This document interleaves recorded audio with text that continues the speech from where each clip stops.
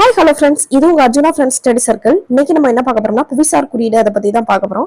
Okay, first இந்த புவிசார் குறியீடு யார் கொடுக்குறாங்க அப்படின்னு பாத்தீங்கன்னா, மினிஸ்ட்ரி ஆஃப் காமர்ஸ் அண்ட் இண்டஸ்ட்ரிக்கு கீழே department of promotion of industry and internal trade இவங்க தான் கொடுக்குறாங்க. ஓகேங்களா? ஓகே, இந்த புவிசார் குறியீடு ஒரு பொருளுக்கு கொடுக்குறாங்கன்னா அதுக்கு ஒரு குறிப்பிட்ட வேலிடிட்டி இருக்கு. காலம் முழுக்கலாம் அந்த இதுக்கு புவிசார் குறியீடு கிடையாது. 10 இயர்ஸ். ஓகேங்களா? அந்த வேலிடிட்டி எவ்வளவு வருஷம் பாத்தீங்கன்னா 10 இயர்ஸ் தான் அந்த பொருளுக்கு வேலிடிட்டி. இப்போ எக்ஸாம்பிள் தென்காசி புளியங்குடி எலுமிச்சைன்னு வச்சுக்கிடுங்களேன். அந்த புளியங்குடி எலுமிச்சைக்கு 10 வருஷம் வரைக்கும் தான் இந்த ஜிஐ டேக் வந்து வேல்யூவா இருக்கும். ஓகேங்களா?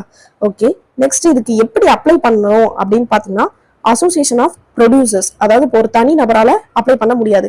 இப்போ நான் தான் ஒரு பொருள் தயாரிக்கிறேன் வச்சுக்கோங்களேன். அந்த பொருளுக்கு நான் தயாரிக்கிறதுனால அதுங்க மட்டும் தான் இருக்கு அப்படின்ட்டு ஒரு யூனிக்கான பொருள் தான் நான் தயாரிக்கேன். ஆனா நான் மட்டும் அதுக்குன்னு போய் அப்ளை பண்ண முடியாது.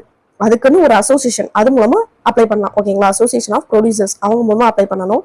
இல்லையா government authorities are statutory bodies. ஓகேங்களா? அந்த பொருளுக்குன்னு ஏதாவது ஒரு ஒரு ஸ்டாச்சுட்டரி பாடி அப்படி ஏதாவது இருந்துச்சுன்னா அவங்க மூலமா அப்ளை பண்ணலாம். இல்லையா organisation having the legal right, யார் லீகல் ரைட் வச்சிருக்காங்களோ அவங்க அப்ளை பண்ணலாம். ஓகேங்களா?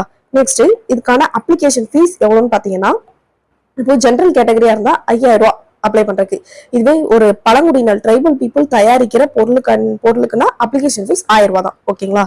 ஓகே, இந்த ஜிஐ டேக் எதுக்குன்னு பாத்தீங்கன்னா, அந்த ஜிஐ டேக் எல்லாத்துக்கும் கொடுக்க மாட்டாங்க. ஒரு குறிப்பிட்ட இடத்துல அந்த என்வரான்மெண்ட்ல ப்ரொடியூஸ் ஆகுற பொருளுக்கோ இல்ல செய்யற பொருளுக்கோ அங்க மட்டும் கிடைக்கக்கூடிய பொருளுக்கு மட்டும்தான் இந்த ஜிஐ டேக் வந்து கொடுப்பாங்க. ஓகேங்களா? இது வந்து அந்த பொருளோட அழிவு நிலையில இருந்து தடுக்கிறதுக்கு, அதை வந்து என்கரேஜ் பண்ற விதமா, அதை ஊக்குவிக்கிற விதமா கொண்டு வரதான் இந்த ஜிஐ டேக். ஓகேங்களா? யூனிக்கா இருக்கணும். ஓகேங்களா? அந்த இடத்துல மட்டும் அதை அந்த இதை ஊக்குவிக்கிறதுக்காண்டி, அதோடைய பாரம்பரிய கலாச்சாரத்தை இது பண்றதுக்காண்டி தான் இந்த ஜிஐ டேக் வந்து கொடுக்குறாங்க. இந்த ஜிஐ டேக் வந்து அதிக ஜிஐ டேக் பெற்ற மாநிலம் எதுன்னு பாத்தீங்கன்னா உத்தரப்பிரதேஷ்.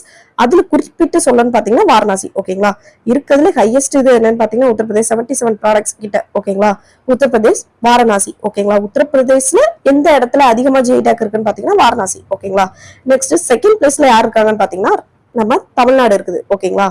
நம்ம தமிழ்நாடு வந்து செகண்ட் பிளேஸ்ல இருக்குது. ஜிஐ டேக்ல தமிழ்நாடு வந்து செகண்ட் பிளேஸ்ல இருக்கு. ராம்சார் சைட்ல தமிழ்நாடு எத்தனை பிளேஸ்ல இருக்குன்னு மறக்காம கமெண்ட் பண்ணுங்க. ஓகேங்களா? இப்ப தமிழ்நாட்டுல எந்த பிளேஸ்ல அதிகமா ஜிஐ டேக் இருக்குன்னு பாத்தீங்கன்னா தஞ்சாவூர். ஓகேங்களா? தஞ்சாவூர்ல உங்களுக்கு தெரிஞ்ச ஜிஐ டேக் என்னதெல்லாம் இருக்குன்னு மறக்காம கமெண்ட் பண்ணுங்க. ஓகேங்களா? ஓகே, இந்த ஜிஐ டேக் பொறுத்த வரைக்கும் ஒரு டார்கெட் பிக்ஸ் பண்ணிருக்காங்க. என்னன்னு பாத்தீங்கன்னா 2030க்குள்ள 1000 பொருள்களுக்கு ஜிஐ டேக் கொடுக்கணும். ஓகேங்களா? 2030க்குள்ள 1000 பொருள்களுக்கு. நெக்ஸ்ட் சமீபத்துல ஜிஐ டேக் அனௌன்ஸ் பண்ணிருக்காங்க. எதுக்குலான்னு பாத்தீங்கன்னா உறையூர் பருத்தி சேலை, அம்பாசமுத்திரம் சொப்பு சாமான், நாமக்கல் சோப்புக்கல் பாத்திரங்கள், கவிந்தபாடி நாட்டு சர்க்கரை, பாரம்பரிய தூயமல்லி அரிசி. ஓகேங்களா?